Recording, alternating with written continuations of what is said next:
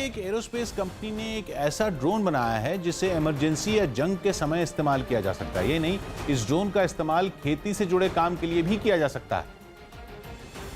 क्योंकि ड्रोन को इस तरह तैयार किया गया है कि वो आसमान से खेतों में कीटनाशकों और पानी का छिड़काव कर सकता है। इस ड्रोन को रिमोट से कंट्रोल किया जाता है। करीब 2 साल पहले इस ड्रोन के एक नमूने का पहली बार प्रदर्शन किया गया था। ड्रोन को बनाने वाली कंपनी टैक्टिकल रोबोटिक्स ने दावा किया कि इस ड्रोन का इस्तेमाल जंग के वक्त भी आसानी से किया जा सकता है।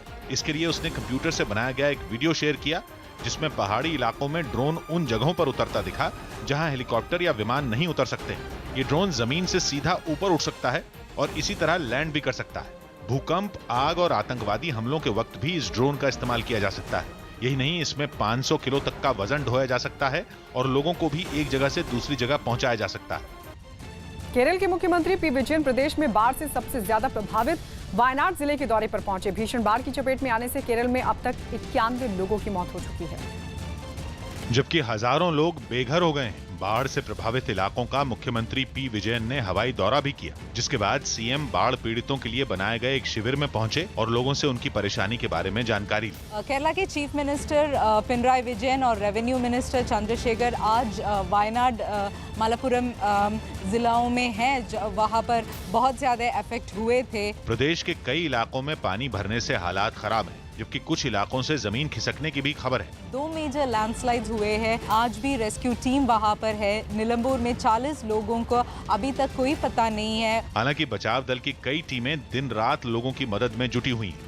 कांग्रेस के अंतरिम अध्यक्ष बनते ही संगठन को मजबूत करने में जुटी सोनिया गांधी पार्टी में एक व्यक्ति एक पद का फॉर्मूला लागू करने पर विचार कर रही हैं। खबर है कि सोनिया गांधी ने कांग्रेस में एक व्यक्ति एक पद फॉर्मूला लागू करने के बारे में अपने रणनीतिकारों के साथ बातचीत शुरू कर दी है और अगर ये फॉर्मूला लागू हुआ तो कांग्रेस के कई बड़े नेताओं का रसूख कम हो सकता है, जिनमें गुलाम नबी आजाद, सचिन पायलट और कमलनाथ जैसे कई बड़े नेताओं के नाम शामिल हैं। हालांकि खुद सोनिया गांधी कांग्रेस की अंतरिम अध्यक्ष और संसद में पार्टी के संसदीय दल की नेता की जिम्मेदारी निभा रही हैं, लेकिन खबर है कि सोनिया गांधी के अंतरिम अध्यक्ष होने की वजह से उन्हें इस फॉर्मूले के दायरे से बाहर रखा जा सकता है। उत्तर प्रदेश के बलिया में एक शोभा यात्रा के दौरान बड़े बड़े स्पीकर गिरने से कई लोग जख्मी हो गए। शोभा यात्रा निकालने के दौरान स्पीड ब्रेकर की वजह से ट्रैक्टर ट्रॉली का संतुलन बिगड़ गया और उस पर लगे बड़े बड़े स्पीकर लोगों के ऊपर गिर गए। जिस वक्त स्पीकर गिरे, उनके ऊपर बैठे 5 लोग भी नीचे आ गिरे। ये लोग सड़क के ऊपर से गुजर रही तारों को कई डंडों की मदद से हटा रहे थे। लोगों पर एक के बाद एक कई स्पीकर गिरने से वहां अफरा तफरी मच गई, जिसके बाद वहां मौजूद भीड़ ने स्पीकर के नीचे दबे लोगों को कड़ी मशक्कत के बाद बाहर निकाला। लोगों ने हादसे के लिए बड़े बड़े स्पीकर की बजाय सड़क के बीच बने स्पीड ब्रेकर को जिम्मेदार ठहराया। हादसे में कई लोग मामूली रूप से घायल हो गए, जिन्हें इलाज के बाद अस्पताल से छुट्टी दे दी गई। थाईलैंड के कराबी में बचाव दल के एक सदस्य ने 10 फीट लंबे खतरनाक कोबरा को चूमने की कोशिश की। इस कोबरा को वहां के एक इलाके से बचाव अभियान के दौरान पकड़ा गया था, जिसे एक मंदिर में लाने के बाद बचाव दल के एक सदस्य ने उसे चूमने की कोशिश की। इससे पहले कोबरा को जाल से बाहर निकाला गया।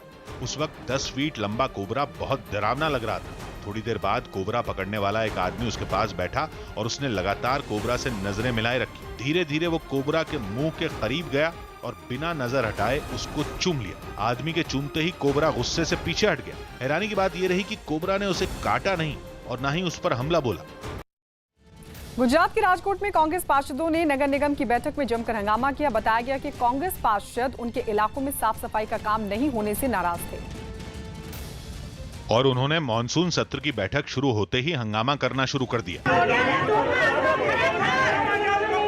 कांग्रेस पार्षद हाथों में पोस्टर लेकर मेयर के सामने पहुंच गए और उन्होंने जमकर प्रदर्शन किया।